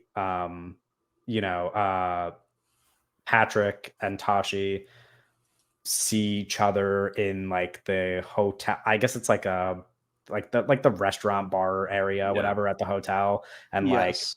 Art like comes down, sees them, a fan distracts him, and then they're They gone. fucking they're gone. poof. It's like this Yeah. magic show. Yeah. Incredible. Pretty significant scene as well in terms of like What it's funny, story because what's it it called? tells Patrick's wearing that shirt that Yeah. Tashi had earlier, and it's like this I told little. you. Which, by the way, this is a real side note. But today I saw a tweet of somebody saying like, "I need to get that shirt," and I was like, "Damn, I want that shirt too." So I googled it and I found an article with the shirt. Yeah. It is a $330 T-shirt. So my ass is not buying that. I will buy like a $20 ripoff, But I guess. But it's interesting, kind of, because at the time that is all happening, Patrick's kind of at the height of his kind of career there, right? He's doing all these tours, Right. and he kind of has money to throw around. Where Tashi's still in school, probably has some money because she has those. Actually, at the time there's no NIL, so maybe she doesn't have the money. And then what's his name? Arch is in school, so him having that T-shirt, but it's Well, funny. Art's competing at that point, right? Because he's but I at mean, the he's hotel for at like school still. Oh, no, but I'm saying when they first show the shirt. I'm saying. Right. And I'm saying when he first showed the shirt, he has the money, right? But Yeah. when we get to the point that this the second time he wears the shirt, well, it's actually him wearing the shirt, not Zendaya. Him wearing the shirt again, he still has that shirt because he's kind of not at a place of his career where he was. Like, he's kind of fallen off a little bit. So he's still wearing that like expensive shirt that he's had for a couple of years. And I think that's like an interesting little, like, I don't know. I think there's a little detail. I like that there's so many little details, like with like the churros and just the clothes that people are wearing they're very fascinating. Yeah. That you can kind of all like rip that stuff into is for a while. Yeah, there's like little I saw there was even somebody mentioned this and I didn't even notice it when watching the movie, but there's even like little Easter eggs put into the movie where like the the character we see Tashi beat at like the very beginning. There's like a scene later on in the movie where you see her like on a TV as like a pro and like she's like a really good pro. And they just like kind of hint at it through like one of the ESPN broadcasts or whatever, which is like a really neat like thing to put in there. Like there's like a lot like it's an that incredibly is just like kind of detailed film. Yeah. I mean, that's how I felt about the movie in general. Like when I was watching, I was like, this is like actually a movie where like everything was thoughtful, like where decisions are made, and specifically in reference to how it's shot, which we're going to get to in a second, because the last scene, how would you quantify it? 5, 10, 15, however many minutes of the movie? So like the whole movie, we've been cutting in and out of this tennis match that is played at a Challengers event for the US Open. That's why it's called Challengers, where Josh O'Connor's character Patrick is a challenger and Mike Feist's character Art he's obviously like super pro, but he's just like he's in the there challenger for practice to get prepared for the US Open. Yeah. And they've met each other in the finals for this. And if Patrick wins, he makes the US Open, and if Art loses, his fucking life is ruined. Yeah. And we see that just before this, nights before, the scene that we were referencing where Patrick and Tashi sleep together in the car. So that is like necessary context for this final match. And obviously that same scene is where she asks him to throw this match, which we are now watching at the end of the movie. And the match is a very close one. It is like a back and forth match throughout the movie. And now in the final like scenes of the movie, it is getting really close to the point where there is like a literal tie break at the end of the movie. Yeah. We're watching like Patrick,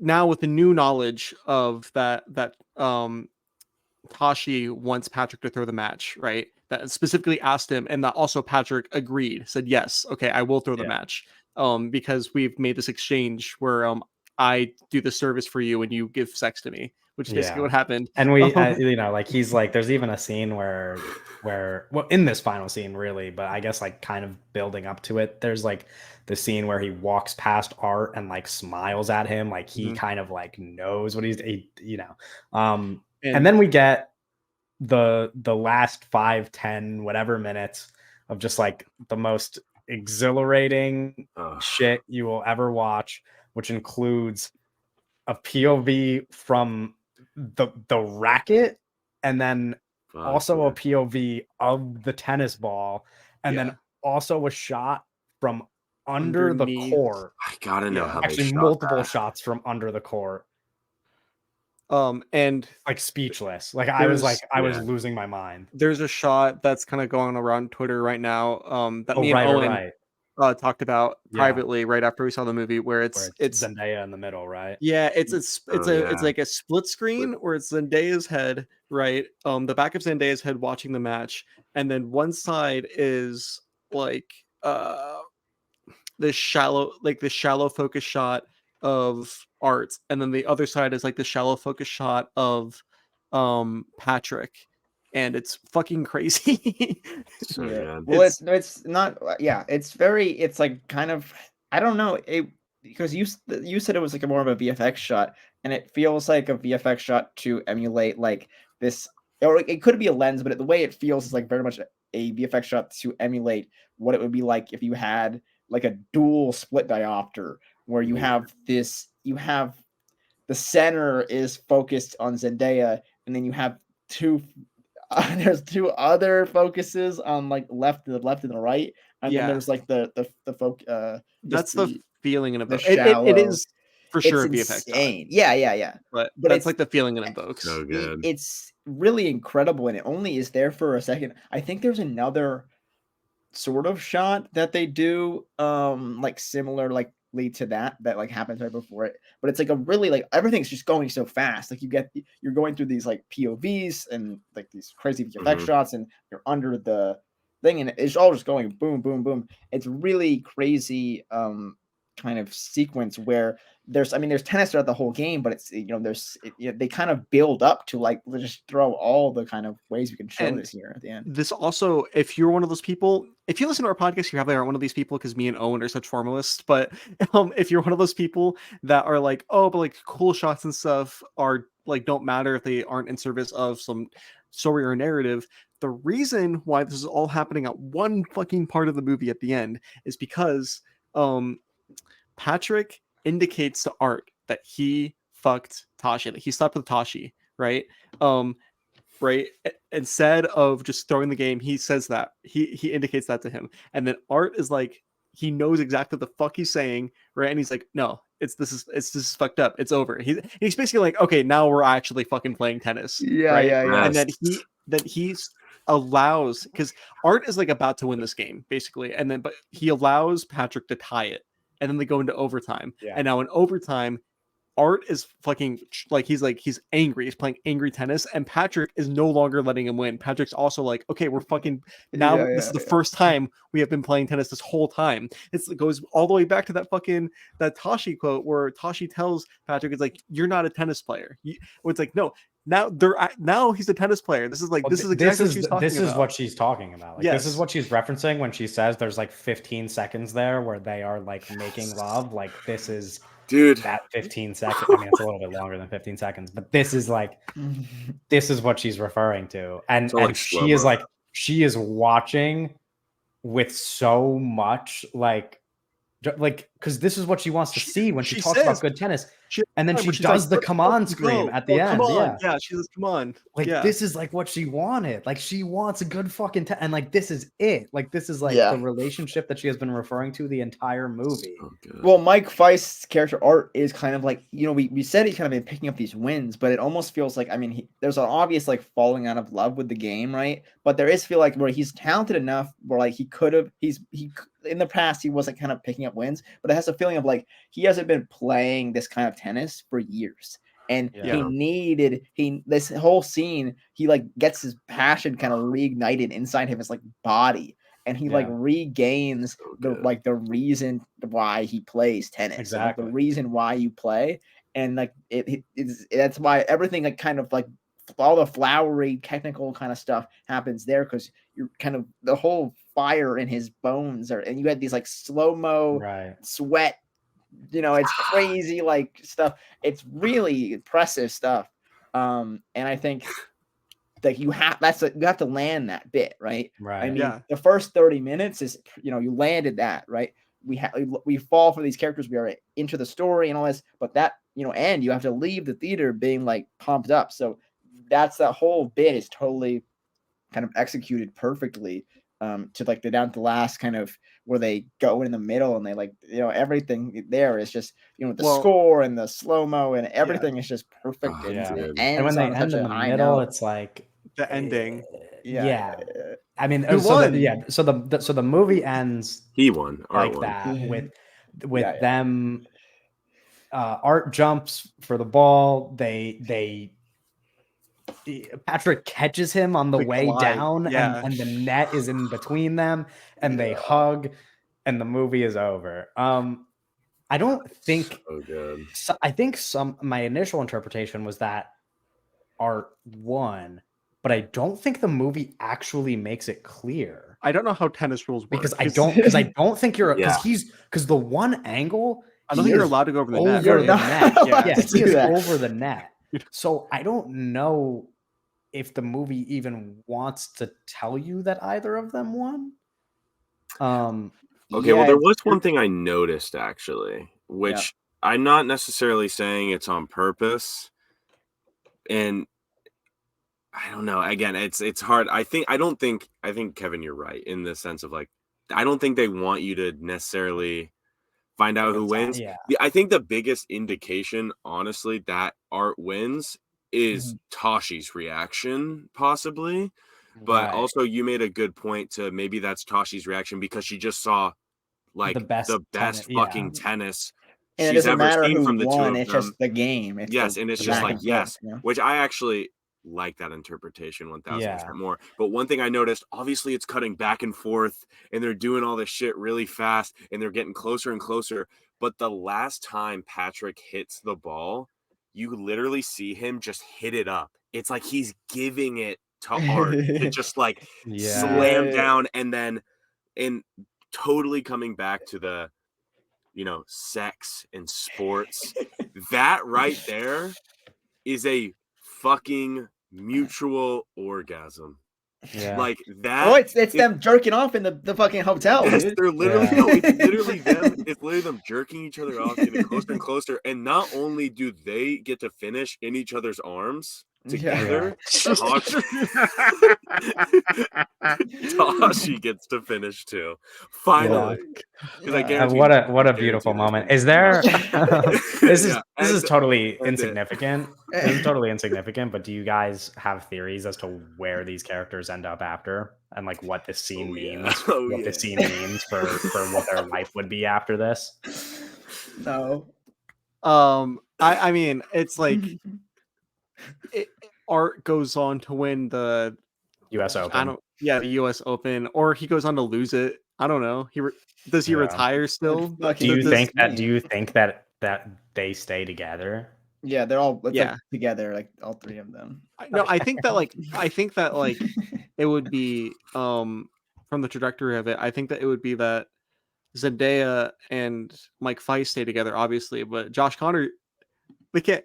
What if Tashi stays with Art for the sake of keeping their family together, but chooses to become Patrick's coach, and now that Art and Patrick have come together, they can accept that she can coach one of them and be married to the other. Patrick's so old, she wouldn't do that. I think if you guys want to hear my interpretation, make sure to check out the unrated Patreon version of this episode. No, I'm just kidding. But no, I think in a perfect world, they've come together. They are one. Yin and yang, baby. They are one. A triangle where all the sides touch. Exactly.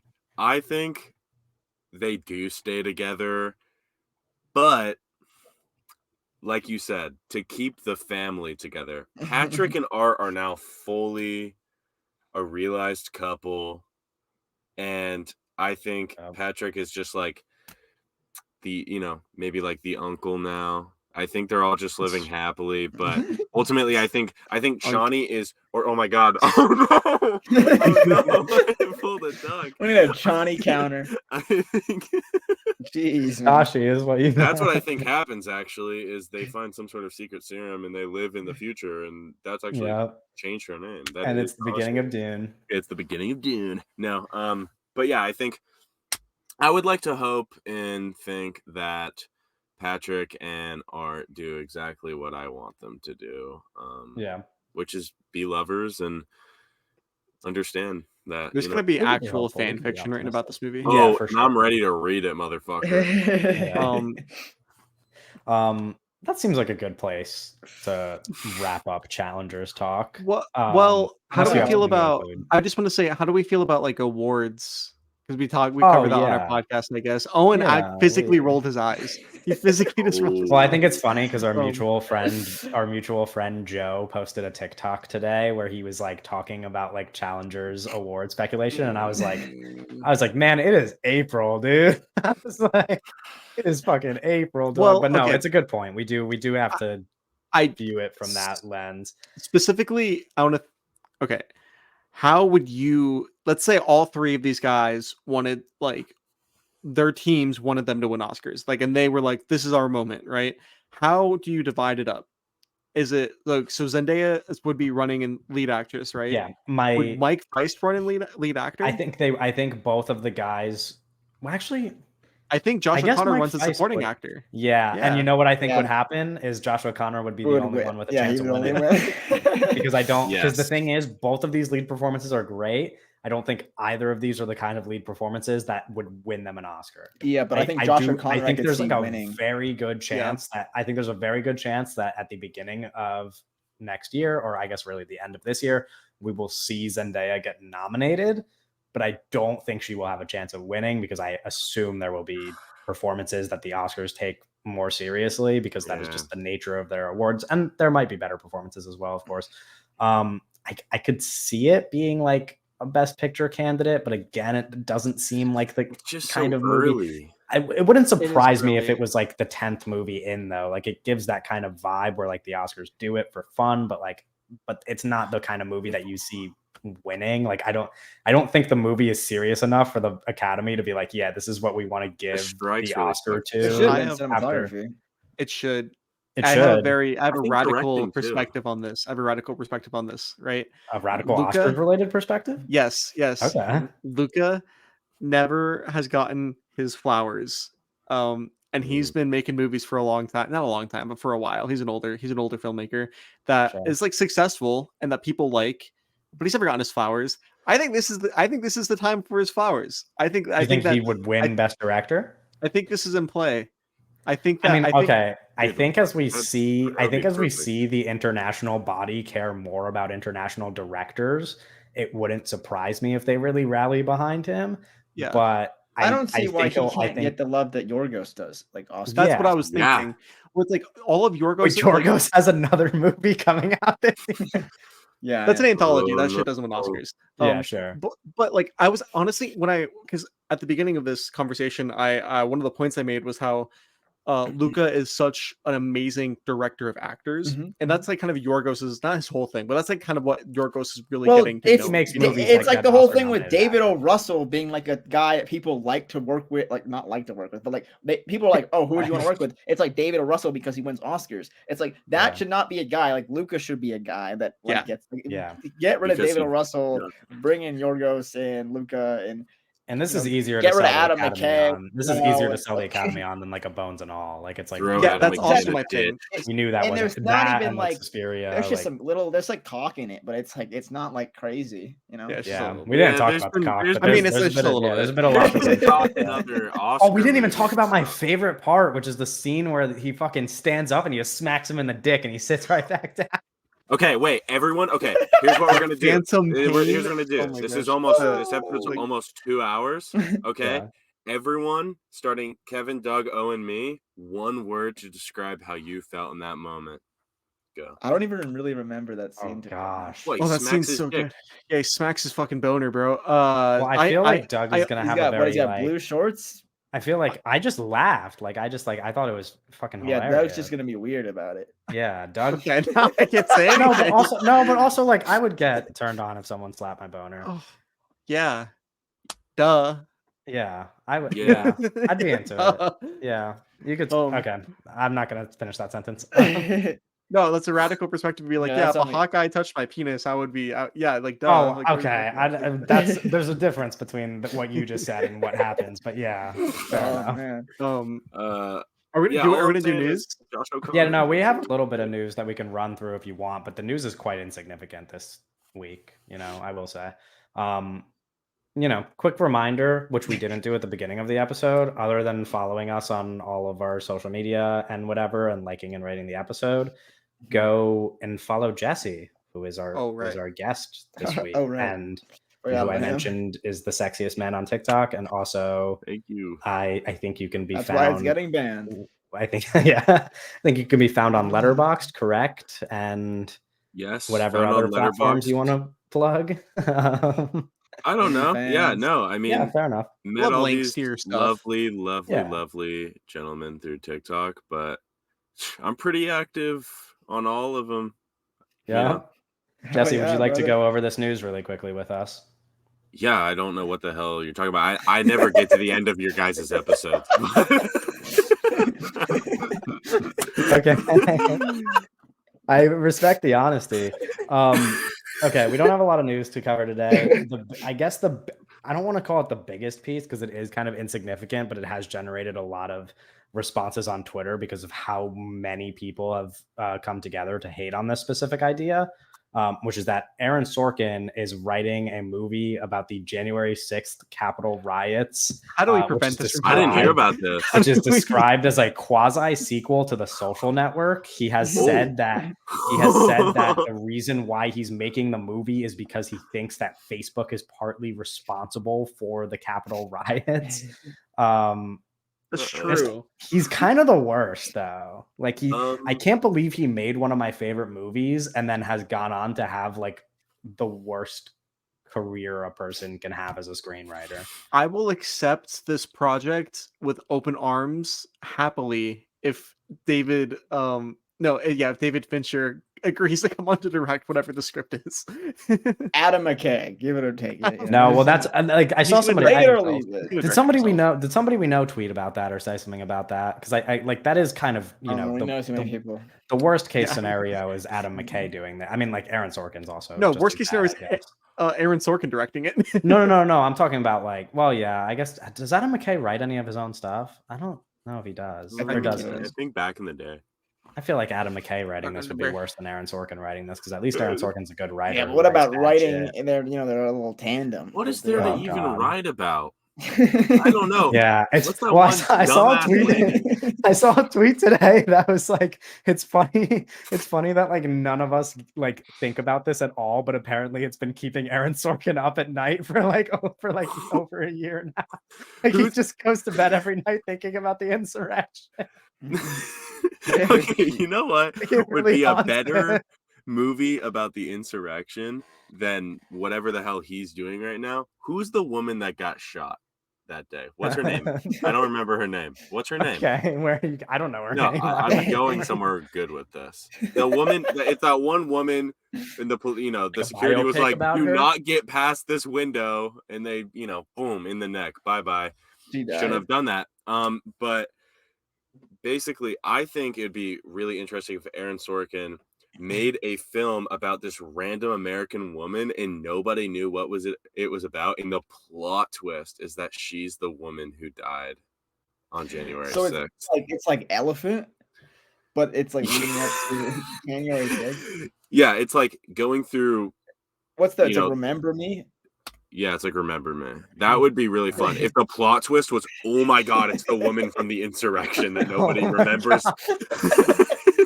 It's like plot twist, boom. No, I think Roland Emmerich should do like a really. Roland Emmerich January 6th movie. Holy shit! yeah, January 6th reimagined 2073. Yeah. And man. Pangea happens again. I guess like more significant news in the sense that like it's something I'm actually more looking significant forward than to. January than an insurrection. Well, I'm looking forward Come on, to this man. more. I'm looking forward to this more than our next Aaron Sorkin script, which is that Jodie Comer, Aaron Taylor Johnson, and Ralph Fiennes have joined the cast of 28 Years Later, which will be written by Alex Garland, directed by Danny Boyle, and also hopefully bringing back Cillian Murphy was the report. Just threw a bunch of names at the wall, I guess. That was a lot. Those are all actors that I like. Threw that out of the hat. And Danny Boyle's coming. Danny Boyle's directing it. Danny Boyle will be directing it. Alex Garland will be writing it. And now we know that Jodie Comer, Aaron Taylor Johnson, and Ray Fiennes are joining the cast. How is it like they're getting like so much for a sequel? Like it's coming out this long after. It's crazy to get this exact same writer, director, and actor back. It's also the last time he wrote a good script, so that might have to do with it. Oh. You need to shots fired, Garland. Whatever, I don't care. Yeah, get fucked, man. He watches stuff too, dude. You shouldn't have said that. And Danny Boyle hasn't exactly shot 100 from the field, you know? You don't like Yesterday? You're not fucking with Yesterday, brother? What Danny Boyle movies have come out? Oh my god, you're gonna get copyrighted. This is not the first time. No. I mean, you look exactly like John Lennon too, dude. They're gonna think now. Oh my god. Okay, no. I mean, you did. Okay, we're kind of like I do have something to add really quick about that casting. Jodie Comer, great, love her. Yeah. Ralph Fiennes, great. Love him. Ray Fiennes. Ray Fiennes. Sorry, he's from Wales. He's from Wales. It's Rafe. Whatever. Ray Fiennes. Aaron Taylor Johnson, get out of here. Okay, and here's why. I think he's perfect for this. Hey, that's Bond you're talking about. Hold on. That's James Bond. Hear me out. That guy's too big. No, but if he plays like the tenant soldier role where he's like a soldier, because we know that there's soldiers in this universe, you know. Yeah. So if he plays like an antagonist, like soldier kind of guy, I feel like he can. I feel like he's hair off. I mean, plus he's like, what's it called? What's the movie he's in with Jake Gyllenhaal?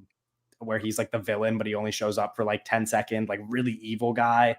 End of Watch. No. Oh my god! The hip here. I'm Why do you guys not know what movie I'm talking about? No, Enemy. Southpaw. Southpaw. Donnie Darko. I am gonna get. Nocturnal Animals.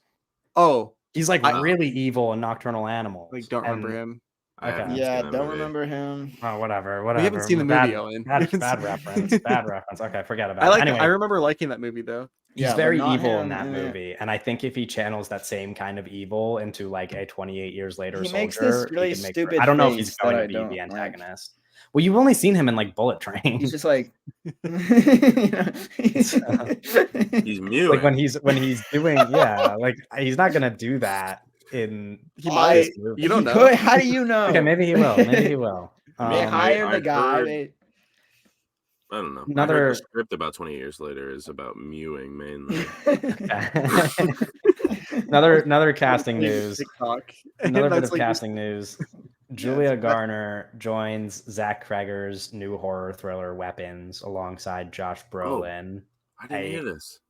imagine Yeah, we're This kind of guy's excited not about online. this. Yeah. Interested. Julia Gardner is like a name that's been popping up, but I haven't seen anything. She's that very in. good. She's very blonde. Yeah. But I don't. She's so good. She's she is really blonde. And No, but she's it's like married blonde to in that like one a guy. way that's like a lot. So Like I don't alarming know. almost. Yeah, it really stands out. Yeah. So I don't know. But I think I'm like good. this movie is gonna be so great. Like it's really like over not it's like over ambitious in like a way that like it's gonna be like absurd. And I think it reminds me of like I don't know. It's like a very over ambitious like not sequel. It's not a Sophomore film? Sophomore feature. It's a very like over ambitious sophomore film that I think is exciting, and I think Brolin as the lead is really cool.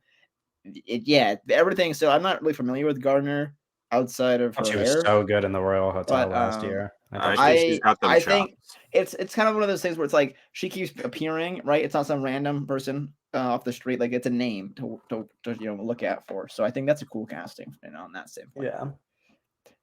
Yeah. It's weird also. It's weird that Pedro Pascal dropped that project because of Fantastic Four, and Julie Gardner, who's also in Fantastic Four, is joining that project. She's definitely probably gonna shoot. I guarantee Julie Gardner. I mean, her role is definitely smaller. Seconds. Yeah. But I think it is. I think it's just funny. You're in a small world. It is funny. Yeah, Hollywood. Small world. It's like we see these guys every week. Last piece of news, I guess, is that Lily Gladstone and Bowen Yang are starring in a remake of Ang Lee's 1993 romantic comedy, The Wedding Banquet, from director Andrew Ahn, who made Fire Island recently. The girl from Star Wars too. Daisy Ridley? No. She was I forget her. I forget her name, but the she Asian was woman. Yeah. Okay. She Yeah. No, but I forget her name, but she was in I think she was in the one with Ryan Johnson, and then everyone like hated her because she was a woman. I like Lee Marie Tran. Yeah, I think she's the second lead in that. Interesting. It did not show up when I was looking at it, but I have no comment on that whatsoever. Congratulations, Lily Gladstone. Congratulations. When I saw this on Twitter, I thought it was an Ang Lee movie. Wait, who's directing it? Andrew Ahn, who made Fire Island most recently, but then I was looking at his letterbox and it looks like people really like a lot of his other movies too. I thought Fire Island was a debut, but apparently it is not. Apparently he has made other movies that people also like. Is this going to be a streaming movie? I don't know, but Hong Chow is the lead in Hong Chow is the lead in his one movie Driveways, which has very positive reviews. It has very positive reviews from people who I follow, and just on Letterboxd in general. Weird. Lily Gladstone's post Killers projects are interesting because she's in a new show that I have not watched. They're not like she's like a cop or something. Yeah, she's a cop. I had a reminder on my phone to watch it, and then I was just like, I don't really feel like it's watching nothing TV. that like really excites me, but they're also like just projects. There's a lot of it. Yeah, at least she's booked and busy. That movie that Kaufman wrote that she's going to be in, I'm excited for. But yeah, I'm sure she will be. But it's also it just feels like you go from Marty, right, and then it's like you have this really this performance that is like Oscar worthy, and then like it's just like a bunch of significant directors. Yeah, it's like this would be if this was pre Killers, like this would be this is cool, like she's in a bunch of new stuff, but it just feels like you like it to be a little like if she was in the new new PTA or something. I don't know. Yeah, I don't know. I'm sure we'll see. Speaking of shows, of director, any of us tuning into the Park Chan-wook series? I'd like to. Not yet. I'm letting it simmer a little bit. You're letting them finish it. Yeah, let them finish while you sit back. Yeah, I did start watching Baby Reindeer, which is quite good. I've heard that's good. It's all over TikTok. I'm on Yeah, episode 3 of people are Fallout. enjoying it. I think that show's quite fun. Yeah, I I haven't watched watched some of the past episode. TikToks of I haven't that. watched past episode 1, but Yeah, Fallout. That's one of those many shows that me and Kevin briefly discussed doing an episode on, and they're like, "Yeah, we do a baby reindeer episode. I'm I don't wanna gonna watch I'm that." gonna Yeah. finish I it. know You could do that everything by that happens in yourself. it from No, TikTok. I brought up the Yeah. Park Chan Wook show because I do want to do an episode on that. We could have that conversation maybe when we're not still in the middle of recording. Speaking of, we Dude, can one more finish minute up till it's 2 there. hours. Yeah, we'll cut it just short of 2 Holy. hours. Oh, this guy's got Um, somewhere to be. Yeah, we can wrap up there. You can come back next week for episode 65. Yeah, We're going to Jesse, be you can talking come back. about 65. The Fall Guy. Oh, what about 60? Wait, Starring what? Oh, Ryan the Fall Gosling. Guy. Yeah, Jesse, Um, your contract Our- is expiring. And that will be next week. Everybody, once again, follow Jesse, and we'll see you later. He's gonna fade away. No.